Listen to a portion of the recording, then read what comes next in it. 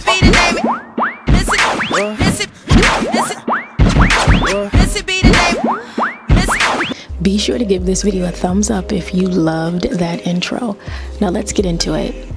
Today's tutorial is going to be working with FREETRESS 2x wand curl braid, and I'm using the color 1B. And a few crochet tips that I want you all to take into account is that it's best to begin crocheting at the base of your wig cap.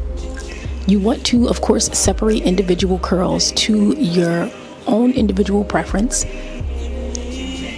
Here you can see that I did separate the curl, and I like to separate them so that they have varying thickness, so it's not all one consistent type of curl. And you want to use the appropriate looping method. So here I am going in, and every time that I create a loop, I twist it prior to bringing the length of the hair through. That's very important.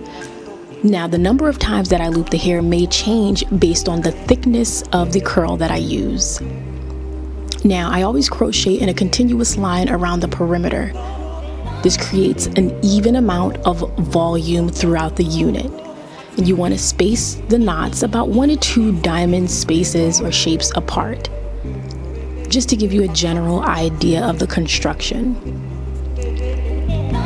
Now, in the back of your wig cap, it's not necessary that you place too many knots there, because with curly styles in particular, you have the ability to create more space in between each knot, because the curls kind of fill up the volume, so to speak. So it's less work you have to do, which is essentially a really good thing.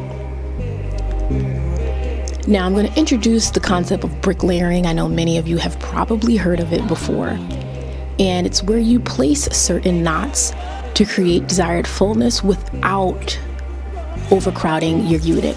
So you see that gap right there? I'm going to make my placement of the next crochet knot just in the middle of that gap, so that when the hair falls, it covers that space or that gap. And so it's not about overcrowding, so to speak. And again, I'm doing the same thing, and notice that I'm only inserting the latch hook through the diamond so that I create a knot onto one edge of the diamond shape. I'm never going to crochet a knot through an entire diamond shape. Now this is what the unit is looking like thus far. Very full, minimal hair used.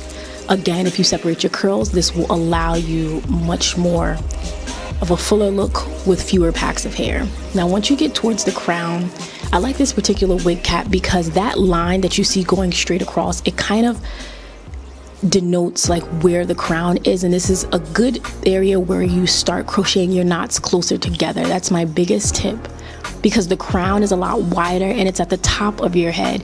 You don't want, bits of your wig cap peeking through. So I always like to keep that in mind. I'm always trying to improve my caps in any way possible.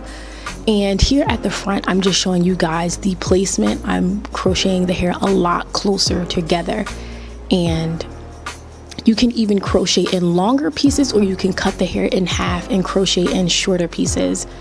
And honestly, the shorter pieces are best to crochet in this area because it helps to create a fuller look. And I'm showing you guys how I put it on. Here's the moment of truth. And you just put it on like, no other. I use the tag that I did remove to help me orient how I put on my wig cap. And I'm using bobby pins because this is a half wig, or what I consider a half wig. I'm pushing the wig cap just behind my hairline and bobby pinning it into place, and I'll push the hair over, and as you can see, you get a really full look even with the elastic band of the cap behind your hairline. And so the link will be in the description for this unit, which will be released on July 22nd. Thank you so much. And if you just can't get enough, if you need more pink in your life, make sure you check out my other videos. Girl, we are slaying.